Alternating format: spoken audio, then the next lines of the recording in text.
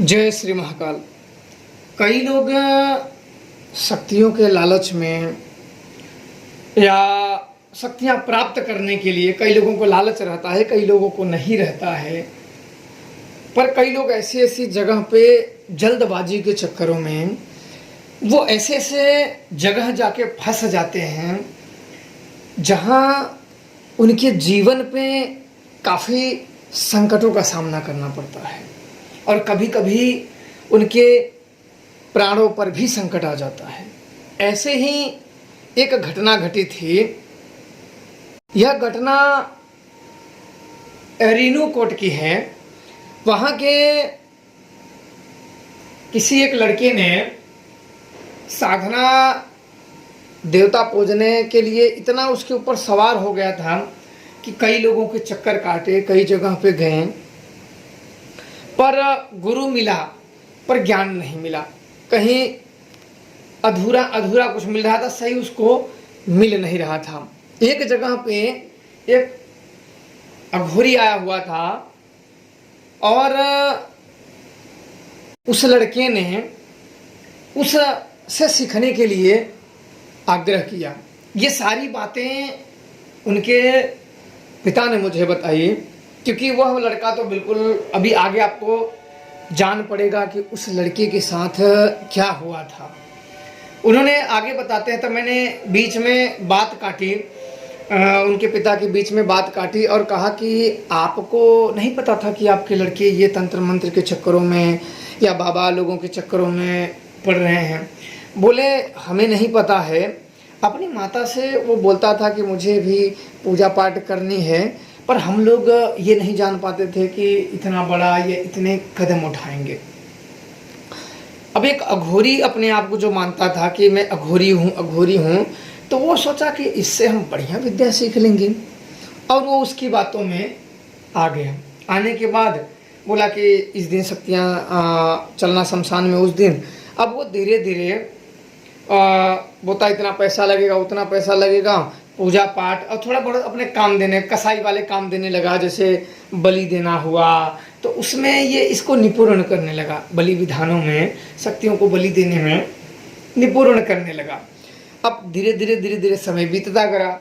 इसके पास पैसे की कोई कमी नहीं थी। अब वही बात होती है ना कि अंधा कहाँ चाहे आँख।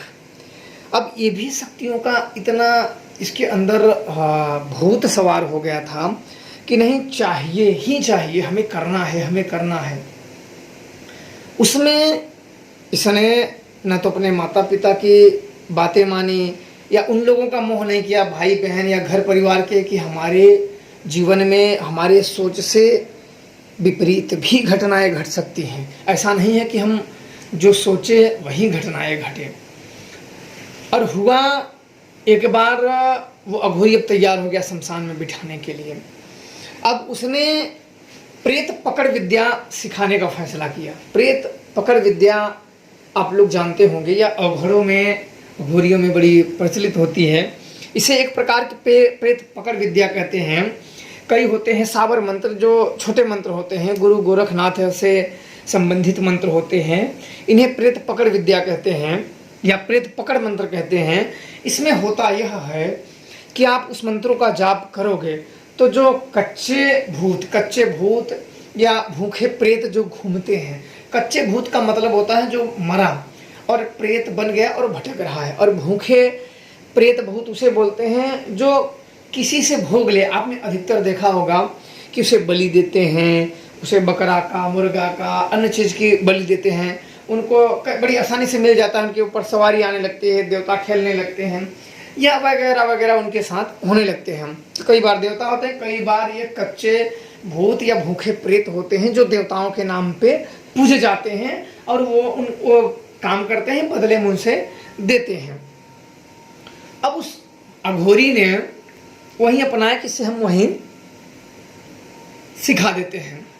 तो इसमें कई मंत्र होते हैं। एक तो होती है शक्ति परीक्षण मंत्र, क्योंकि एक क्रिया ऐसी की जाती है, मैं आप लोगों को बता देता हूँ कि एक मुर्गा लिया जाता है। प्रेत पकड़ विद्या में आपको शमशान में जाना पड़ता है। एक मुर्गा लिया जाता है सबसे पहले और कम से कम 2 फीट गड्ढे करके उसको नीचे गाड़ दिया जाता है। नीचे ऊपर से गड्ढे करके फिर मुर्गे को गाड़ के ऊपर से मिट्टी डाल के फिर उसी के ऊपर आसन लगा के बैठना होता है।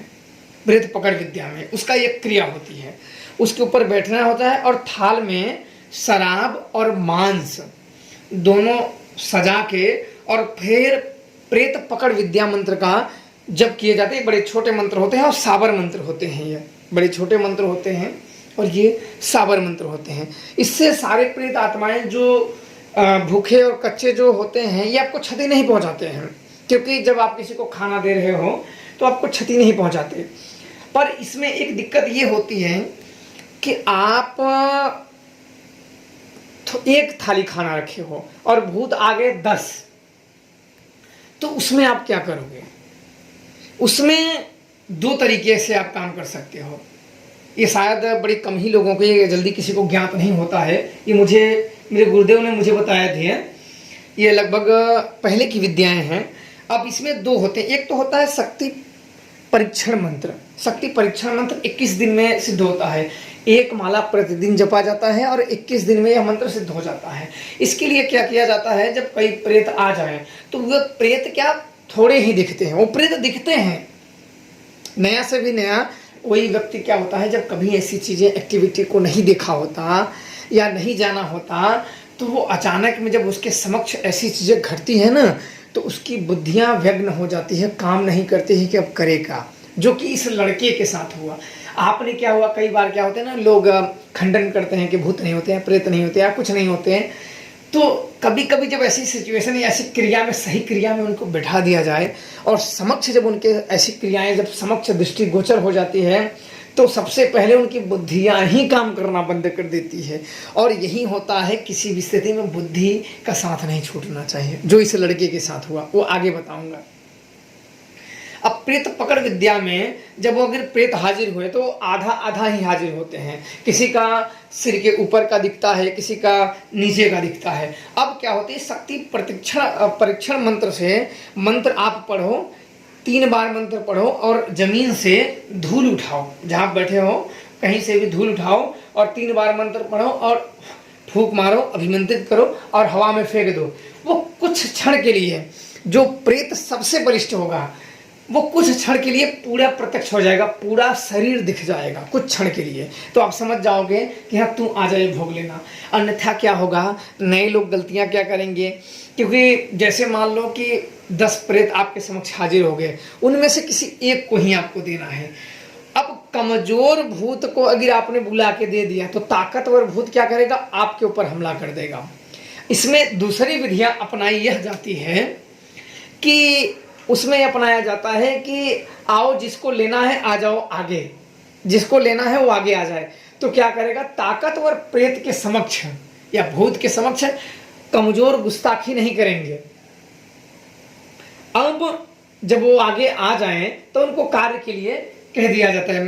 ये लड़का यही क्रिया कर रहा था, क्योंकि मैं इस क्रिया को जानता हूं और वो तांत्रिक इससे यही क्रिया करवा रहा था। वो क्या हुआ कि उस क्रिया में इसने जब मुर्गे उर्गे सब उसने बिठाए, बिठाने के बाद दारू रखा, मुर्गा सब रखा, सब कुछ रखने के बाद जब प्रेत पकड़ मंत्रों का जप करने लगा, 1 घंटे के बाद जब प्रेत हाजिर होने लगे, तब ये क्या इसको भय सताने लगा। क्योंकि ये तो चाहता था कि हम सिद्ध करें, क्योंकि लालच में और डर का सामना करने में अलग हो जाता है। क्योंकि समक्ष जब कुछ आने लगता है ना, तो अनेकों अनेक ख्याल आने लगते हैं मरने के, या अनेकों अनेक विचार आने लगते हैं कि अब क्या करें, क्या ना करें, कैसे करें, कैसे ना करें।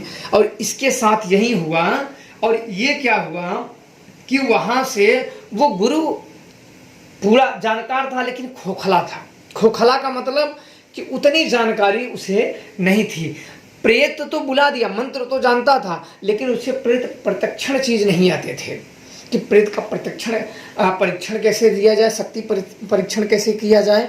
और उसमें एक कहते हैं ना, एक अपने दिमाग लगाई, जो मैंने आप लोगों को बताया कि जो जिसको भोग लेना है वो आ जाए, वो उसको वो पता नहीं था। ये गुरु द्वारा ही बताए जाते हैं, उसे ये पता नहीं था। और उसमें क्या किया कि एक को आगे देखा, उसे कहा कि ले ये भूत ले, मेरा इसके साथ हो जा। और वो आगे का जो था वो कमजोर था, और ताकतवर जो प्रेत था वो क्रोधित हो गया।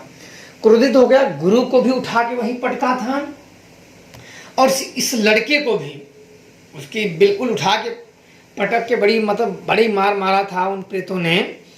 और इस लड़के को उठा के पटक दिया था। इसकी बुद्धि भ्रष्ट हो, किसी को पहचान नहीं रहा था, कभी हंसता था, कभी रोता था, कभी भागता था, बिल्कुल जैसे मनमस्त हो गया। और कभी उसको हाथ पांव बांध बांध के रखे थे, चबा रहा था।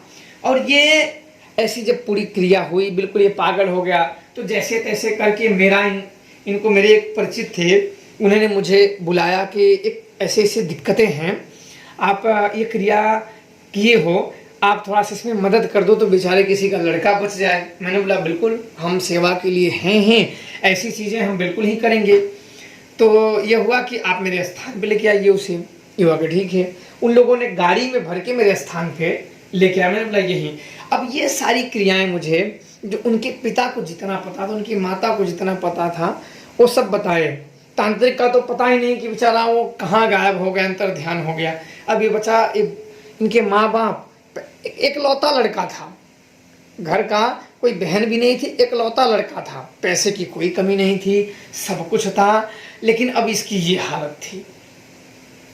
अब ये हुआ कि कोई बात नहीं, अब लेके आए। अब संध्या के समय में अब हम लोग बैठे और मैंने भी राख हवन से उठाई और सूल मंत्र का मैंने जप किया। मैं पहले उस प्रेत को हाजिर करता हूँ। सूल मंत्र का मैंने जप किया और सूल मंत्र का जप करके मैंने उसके ऊपर राख फेंकी। तब उसके ऊपर वो थोड़ा सा शरीर पे अलग इसे चेतना वाली हलचल होती है, वैसी हलचल हुई, पर उसके जैसे उसका दिमाग किसी और ने कब्जा कर रखा हो। फिर मैंने एक और मंत्र पढ़ा जो प्रेतों को कष्ट देता है मंत्र। फिर मैंने वो मंत्र पढ़ा, राख उठाई, फिर उसके ऊपर फेंका, तब वो गुर्राया। ऐसे करके आवाज फिर भी नहीं आई, पर वो जैसे कि कोई ना बिल्कुल आंखें दिखा रहा हो, बिल्कुल वो उसके अंदर बड़ा क्रोध आ गया हो, वो गुर्राया। मैंने बोला कौन है, कौन है? मैंने 2-3 बार ऐसे बोला, वो आवाज नहीं, बस देख ही रहा था। देखे, कुछ बोला नहीं, बस उसे आंखें तरेर के देख रहा था। मैंने बोला अच्छा ठीक है। फिर मैंने यमरूड़ा का सूल मंत्र पढ़ा। मैंने बोला अब इसी से लात इसे पढ़वाता हूँ। यमरूड़ा का मैंने सूल मंत्र पढ़ा, जब उसके ऊपर फेंका तब वो बोला अरे मैं जल गया, मुझे छोड़ो, मुझे छोड़ो, मुझे छोड़ो, मुझे छोड़ो। मैंने बोला कौन है तू, कौन है तू? मैंने बोला जब उससे कि कौन है तू, क्यों आया है, तब उसने अपना नाम बताया कि मैं डोमाक्ष हूँ। तो मैं जान गया कि डोमाक्ष शमशान के बहुत ही शक्तिशाली महाप्रेत होता है। डोमाक्ष शमशान का बहुत ही शक्तिशाली प्रेत होता है। और ये कैसे इसको पकड़ लिया? डोमाक्ष जल्दी किसी को नहीं पकड़ता है, अगर कोई घोर गलती करो तभी। तो मैंने कहा कि तुम इसे कैसे पकड़ लिया? बोला कि इसने मेरा अपमान किया। तो मैं तो जानता था कि जो कमजोर प्रेतों को इसके गुरु ने इससे भोग दिलवा दिया और ये क्रोध हो गया। तो बोला कि इसने मेरा अपमान किया है, मैं इसे मार के ही ले दम लूंगा।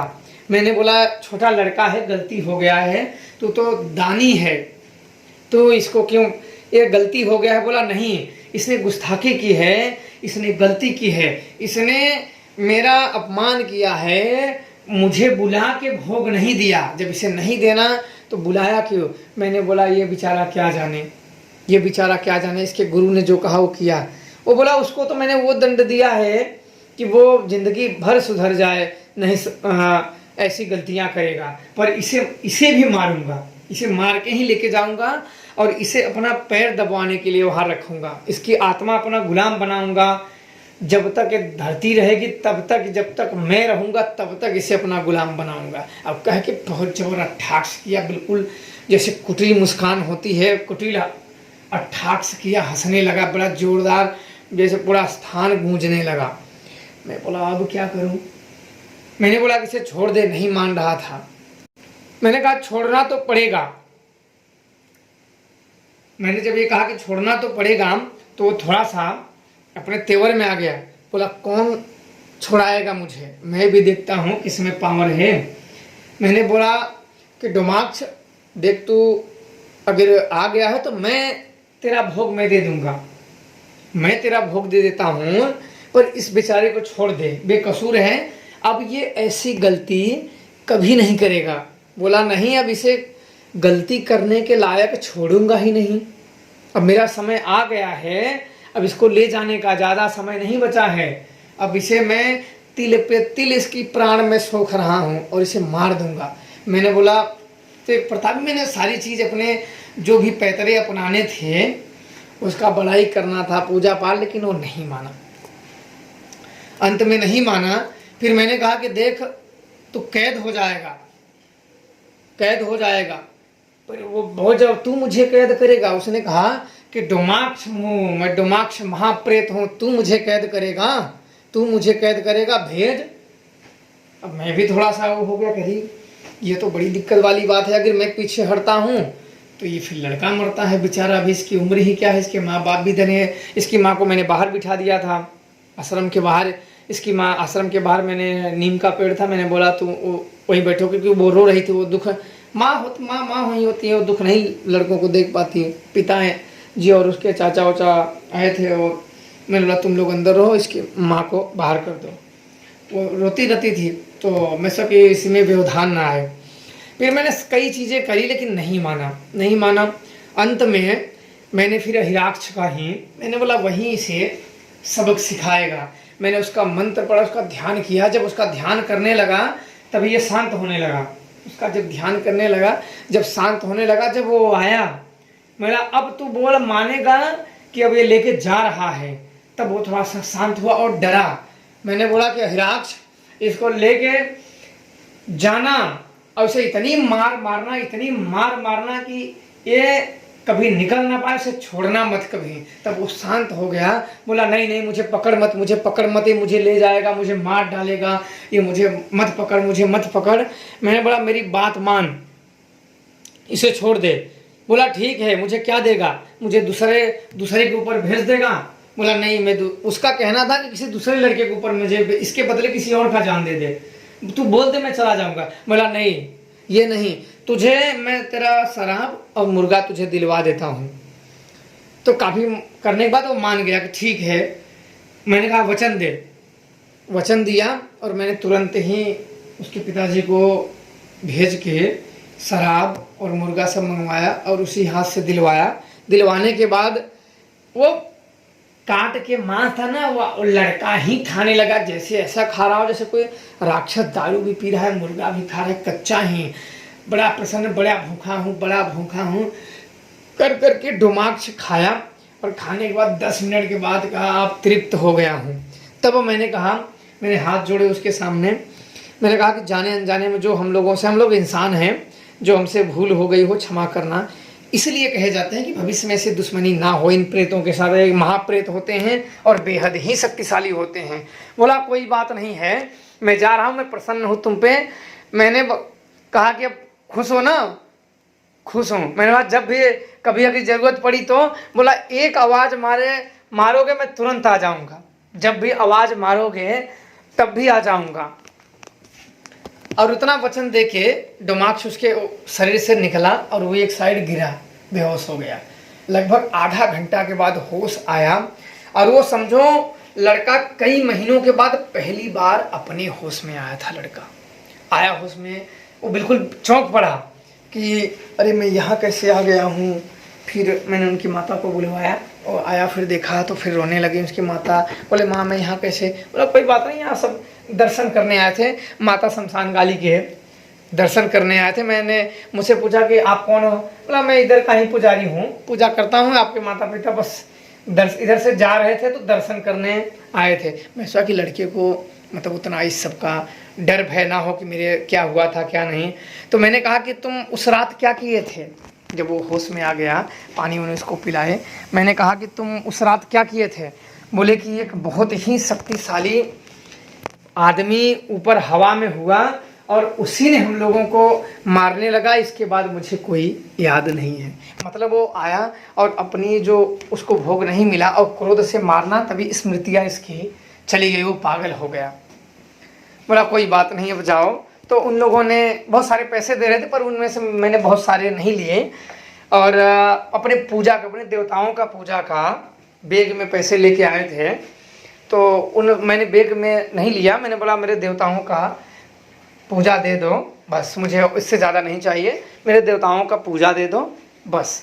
तो उन्होंने बड़े खुशी खुशी दिए और फिर अपने लड़के को लेके शाम तक वो चले गए। आज भी वो लड़का ठीक है, उसकी शादी हो गई है और कभी कभी वो बात होती है, आज भी कभी कभी दिमाग कभी कभी वो संपर्क में आ जाता है, पर मैंने कभी कोई काम दिया नहीं, क्योंकि मैं सोचता मेरे लिए उसके लिए कोई काम ही नहीं है, मैंने कोई काम नहीं दिया है आज तक।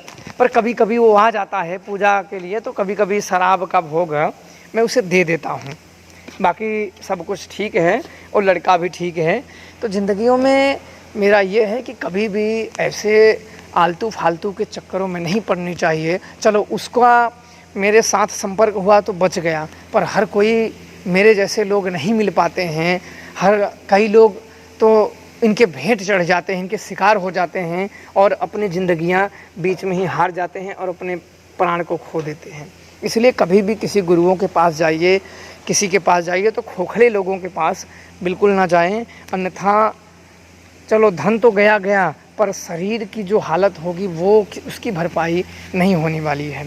इसलिए इन सब चीज़ों का अवश्य आप लोग ध्यान रखें और जब भी करें बुद्धि और विवेक से। मैं सदैव कहता हूँ कि बुद्धि और विवेक से काम करें।